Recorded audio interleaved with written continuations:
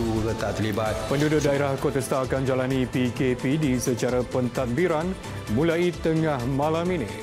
Rentas di dalam. Juga pilihan raya negeri Sabah, 3 parti umumkan calon.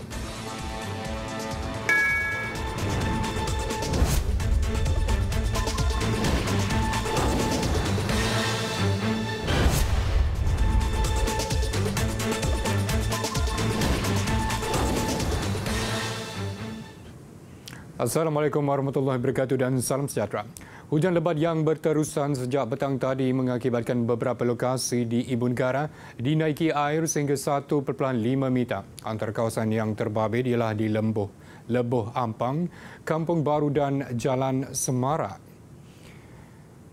Hujan lebat sejak petang tadi turut mengakibatkan banyak kenderaan terperangkap dalam banjir. Warga kota turut berkongsi rakaman banjir kilat yang melanda di beberapa kawasan dan tular di media sosial.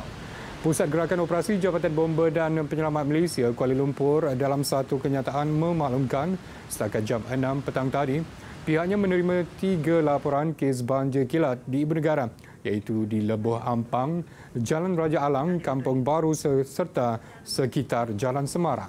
Terowong Lebuh Raya Smart dilaporkan ditutup mulai jam 4 petang untuk pengaktifan sistem banjir. Setakat ini, tiada kemalangan jiwa dilaporkan.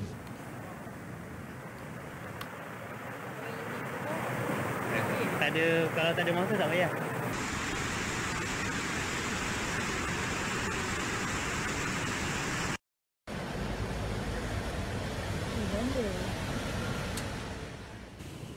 28 mukim di daerah Kota Star Kedah akan diletakkan di bawah Perintah Kawalan Pergerakan PKP diperketatkan pentadbiran atau TEMCO.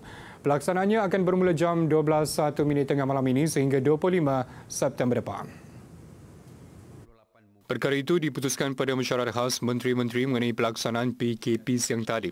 Ia selepas mengambil kira peningkatan kes positif COVID-19, kluster sungai dan kluster tawa di daerah Kota Star serta cadangan daripada Menteri Besar Kedah Muhammad Sanusi Muhammad Noor.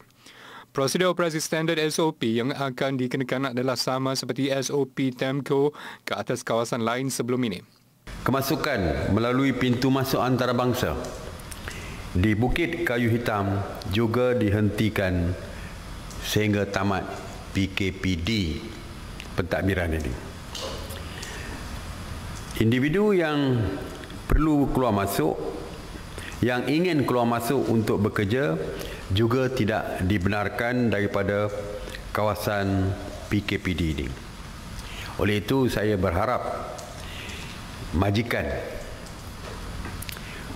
perlu mengambil maklum tentang perintah ini.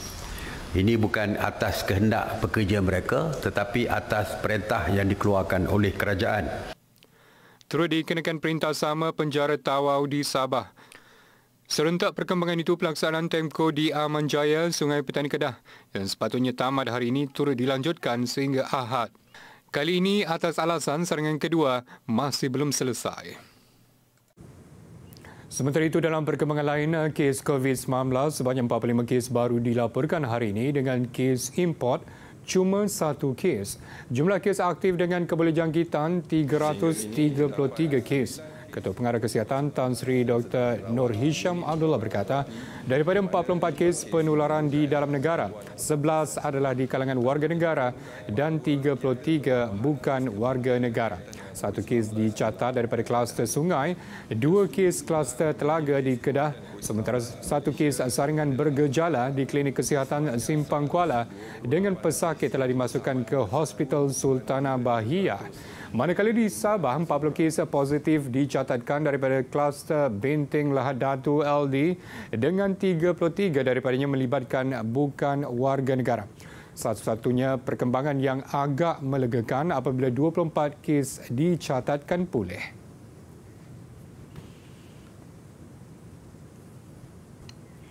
UMNO bakal bertanding di 31 daripada 73 kerusi Dewan Undangan Negeri DUN pada pilihan raya negeri PRN Sabah. Pengurusi Badan Perhubungan UMNO Sabah, Datuk Seri Beng Mokhtaradin berkata 95% daripada jumlah itu ialah muka baru dan mereka dipilih kerana diyakini mampu memenangi kerusi di kawasan masing-masing. Kriteria dia pertama kita melihat latar belakang, pergaulan dengan masyarakat dan juga komitmen mereka untuk bekerja dengan semua lapisan masyarakat di kawasan itu dan diterima rakyat dan dijangka boleh menang. Menurut Datuk Seri Beng Mokhtar, beliau yakin Perikatan Nasional mampu membentuk kerajaan baru di Sabah. Soal dominan or not, actually BN bukan dominan, but we are on one gagasan. So no issue wanted to be a chief minister on or what. Datuk Seri Beng Mokhtar menjelaskan ketiadaan nama bekas Ketua Menteri Tan Sri Musa Aman dalam senarai 31 calon itu kerana beliau tidak pernah memohon untuk menjadi calon UMNO atau Barisan Nasional. Soal Datuk Tan Sri Musa, actually Tan Sri Musa tidak pernah memohon untuk menjadi calon Barisan Nasional. So clear. Seorang lagi pemimpin UMNO Sabah, Datuk Seri Abdul Rahman Dahlan, bekas menteri di Jabatan Perdana Menteri, turut tiada dalam senarai calon itu. Warisan Plaza akan menggunakan 3 logo semasa bertanding pada PRN Sabah. Presiden Parti Warisan Sabah Warisan, Datuk Seri Muhammad Syafiee Abdal berkata, 3 logo itu ialah Warisan, Pertubuhan Kinabalu Progresif Bersatu UPKO dan Parti Keadilan Rakyat PKR. Datuk Seri Muhammad Syafiee berkata Warisan akan bertanding di 46 kerusi, UPKO 12 kerusi, DAP 7 kerusi, PKR juga 7 kerusi dan Amanah 1 kerusi. Datuk Seri Muhammad Syafiee yang juga Ketua Menteri akan mempertahankan kerusi DUN Senalang.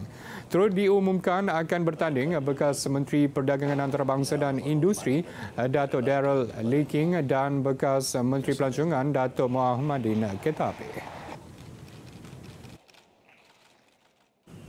Baila Suruhanjaya Pilihan Raya SPR menggesa orang ramai tidak mempercayai mesej tular membabitkan pendaftaran pengundi 18 tahun yang disebarkan pihak tidak bertanggungjawab. Sebaliknya, SPR dalam satu kenyataan menegaskan ketika ini warga negara yang berusia 18 tahun masih belum dibenarkan mendaftar sebagai pengundi.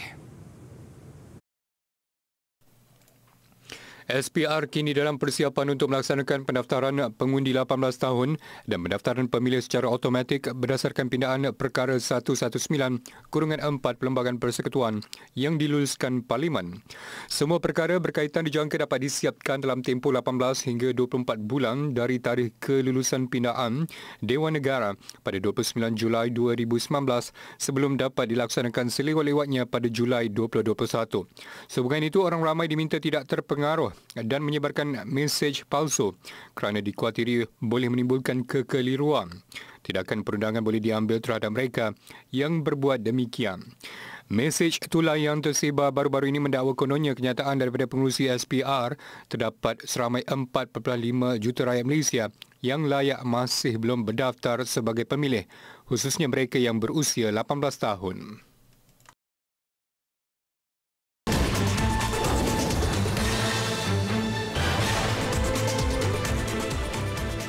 Kembali bertemu. Tempoh tahanan reman terhadap 4 pengurus kilang yang juga adik-beradik berhubung siasatan kejadian pencemaran sumber air di Sungai Gong Rawang disambung 5 hari lagi. Perintah lanjutan tahanan reman dikeluarkan Magistret Nik Muhammad Fadli Nik Azlan terhadap kesemua suspek sehingga 15 September ini. Terdahulu kesemua suspek berusia dalam lingkungan 50 hingga 60 tahun dibawa ke Kompleks Mahkamah Selayang pada jam 9.15 pagi. Mereka sebelum ini ditahan reman selama 6 hari sejak Sabtu lalu. Di mahkamah yang sama, seorang lagi pekerja lelaki sebuah kilang berusia 30-an direman 6 hari berhubung siasatan kes yang sama selepas ditangkap di Gombak semalam. Kesemua mereka ditahan reman bagi siasatan kes mengikut Seksyen 430 Kanun Kesiksaan iaitu bagi kesalahan melakukan khianat dengan mendatangkan bencana terhadap perjalanan tali air sehingga menyebabkan susut bekalan air kepada manusia dan haiwan. 3 pegawai imigresen direman 5 hari untuk membantu siasatan kes menerima wang suapan bagi mempercepatkan proses pengeluaran PAS kepada warga asing kembali ke negara asal tanpa melalui sistem temu janji online STO. Perintah reman dikeluarkan Magistrate Syahwira Abdul Halim di Mahkamah Magistrate Putrajaya pagi tadi bermula hari ini sehingga 14 September. Menurut sumber, ketiga-tiga suspek berusia antara 33 hingga 35 tahun itu ditahan di Pejabat Suruhanjaya Pencegahan Rasuah Malaysia SPRM Putrajaya semalam ketika hadir memberikan keterangan. Perbuatan itu dipercayai dilakukan sejak Perintah Kawalan Pergerakan Pemulihan PKPP. Pegawai-pegawai imigresen berkenaan dikatakan mengambil suapan antara RM300 hingga RM500 bagi setiap PAS yang dikeluarkan tanpa melalui STO. Semalam 2 individu termasuk seorang pegawai imigresen turut direman 5 hari bagi membantu kes yang sama. Sementara itu, pengarah SPRM Putrajaya Hasbila Muhammad Saleh mengesahkan penahanan terbabit. 2 sahabat dijatuhi hukuman penjara 12 tahun dan 4 sebatan kerana mendatangkan kecerahan ke atas lelaki yang disamun mereka Ogos lalu. Hakim Elizabeth Payawan menjatuhi hukuman itu selepas kedua-duanya mengaku bersalah di Mahkamah Session Air Keruh siang tadi. Mengikut pertuduhan, Alan Lau Chow Jin, 38 tahun dan Chai Fuk Jing, 30 tahun, didakwa bersama-sama mendatangkan kecerahan ke atas mangsa yang berusia 17 tahun ketika melakukan rompakan 3 telefon bimbit mangsa. Tindakan itu dilakukan kira-kira jam 1.40 petang di sebuah rumah di Taman Paya Rumput Indah, Tanjung Minyak pada 28 Ogos lalu. Bagi kesalahan itu, mereka didakwa mengikut Seksyen 394 dan dibaca bersama Seksyen 34 Kanun Kesiksaan yang memperuntukkan hukuman penjara maksimum 20 tahun dan boleh dikenakan sebatan. Ketika kejadian, mereka turut bersenjatakan parang sehingga menyebabkan mangsa mengalami kecerahan parah di bahagian kepala dan lengan. Pihak pendakwan yang dikendalikan Timbalan Pendakwa Raya Hayatul Wirda Muhammad Yunus memohon hukuman berat dengan mengambil kira mangsa seorang remaja dan berdepan trauma yang panjang. Selepas mendengar rayuan kedua-dua pihak, mahkamah kemudian menjatuhkan hukuman penjara selama 12 tahun dan 4 sebatan terhadap setiap tertuduh. Gara-gara gurauan 3 pelajar sebuah sekolah menengah di Tanah Merah Kelantan ditahan bagi membantu siasatan kes, seorang penghuni asrama dipukul. Menurut Ketua Polis Kelantan, Deputi Komisioner Syafin Mahmad, siasatan awal mendapati mangsa dibelasah 3 suspek terbabit dipercayai berpunca daripada perselisihan faham. Menurutnya, satu laporan polis oleh mangsa diterima berkaitan kejadian itu.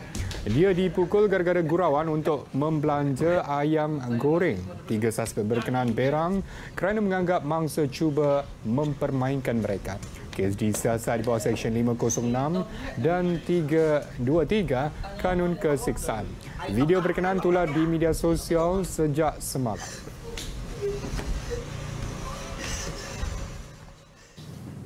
Rumah bekas atlet angkat berat Darus Abdullah kini lebih berseri hasil aktiviti gotong royong anjuran Esko Sukan Selangor dan Yayasan Kebajikan Atlet Kebangsaan Yakib. Menurut Darus, sudah berhari-hari dia memikirkan apakah ayat yang mahu diucapkan atas bantuan itu. Tetapi yang termampu dilafazkannya hanya ucap terima kasih. Didiami sejak 36 tahun lalu, rumah yang terletak di Jalan Pahang Lama Gombak Selangor ini ibarat peretak menanti belah. Biarpun usang ia menjadi syurga buat bekas atlet angkat berat Sukan C 1989, Darus Abdullah 61 tahun. Darus tidak mampu melakukan apa-apa pekerjaannya sejak tahun 2015 akibat menghadapi kesukaran untuk bergerak. Saya kena berhenti dengan Majlis Sukan Negara tahun 1990. Sebab sakit ke? Tak sakit. Cuma prestasi tu tak ada kemajuan. Itu sebab macam nak kena. 80% saya kena nak maju. Bertanding. Biasa on top aja first prize tu kan. Sekarang bawah. Tetap 1, 2, 3 ada lah. Tapi on top tak ada. Lepas tu saya kena tak boleh. Nak angkat pun tak boleh. Ibarat orang mengantuk disorongkan bantal, aktiviti gotong royong anjuran Esko Sukan Selangor bersama Yakib dan penggerak belia tempatan Majlis Perbandaran Selayang disambut baik darus. Melalui program Ceria Atlet Selangor 2020, Esko Sukan Selangor dan Yakib membaik pulih dan menghias mula rumah atlet terbabit. Ia merupakan satu usaha ke arah membawa keceriaan kepada bekas atlet yang pernah mengharumkan nama negeri dan seterusnya negara. Kita telah bersetuju dalam perbincangan kita akan baik pulih bahagian dapur dia dan kita akan cuba baiki balik struktur yang ada untuk rumah Abang Darul ini. InsyaAllah tahun depan Abang Darul kita start tahun depan. Tahun ni kita bagi kemudahan dulu dengan bilik air dulu. Kami harapkan sangatlah kalau boleh negeri-negeri lain mengikut sama macam mana YB Khairuddin membantu bekas-bekas atlet. Mereka telah mengharumkan nama negeri, baru mereka mengharumkan nama negara. Jadi dari negeri itu mestilah mereka mendapat satu hiburan ataupun satu kebaikan untuk mereka. Selain aktiviti pembersihan dan baik pulih turut dihulur, barangan perabot seperti meja, almari, tilam dan tikar getah. Itu the best kemarin. Saya fikir apa nak cakap. Cuma saya dapat kata terima kasih pada yang terlibat. YB, Yakib, itu aja. Ini yang paling besar saya dapat. Paling besar. Cuma saya dapat thank you je. Itu saja.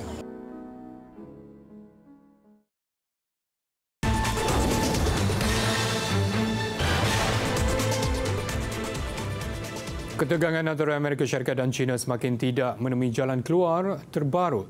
Pentadbiran Presiden Donald Trump telah menarik balik 1,000 visa warga China yang terdiri daripada kalangan penuntut dan penyelidik. Ini kerana Trump menuduh mereka merupakan kumpulan pengintip bagi kerajaan China.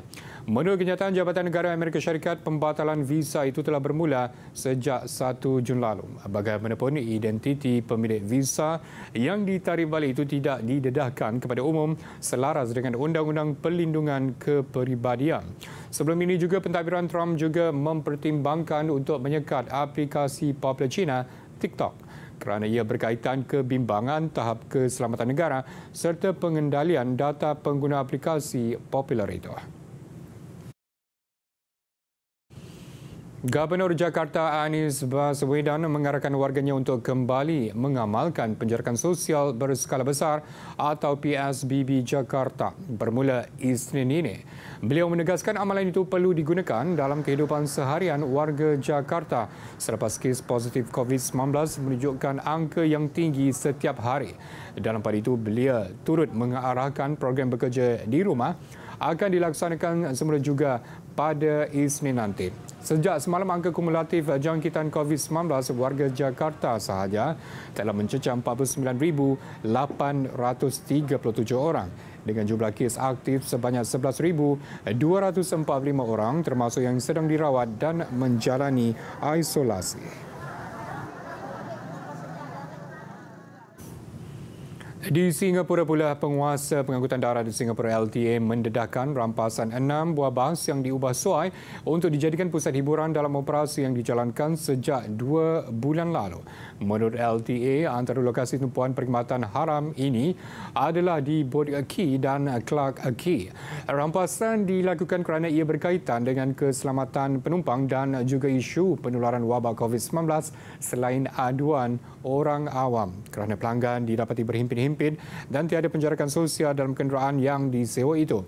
Pada pertengahan Jun lalu, Singapura telah memulakan fasa 2 pembukaan semula setelah kadar jangkitan berkurangan. Pada fasa itu, beberapa kegiatan ekonomi mendapat kebenaran untuk beroperasi semula kecuali beberapa pusat hiburan dan karaoke tidak dibenarkan.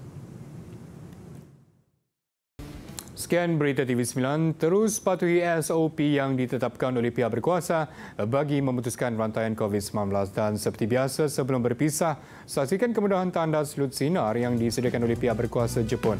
Bagaimanapun, privasi pengguna masih lagi terjaga kerana setiap kali pintu tertutup orang di luar tidak dapat melihat ketika ia digunakan. Saya Amin Haidar Abdul Rahim. Assalamualaikum dan sampai jumpa.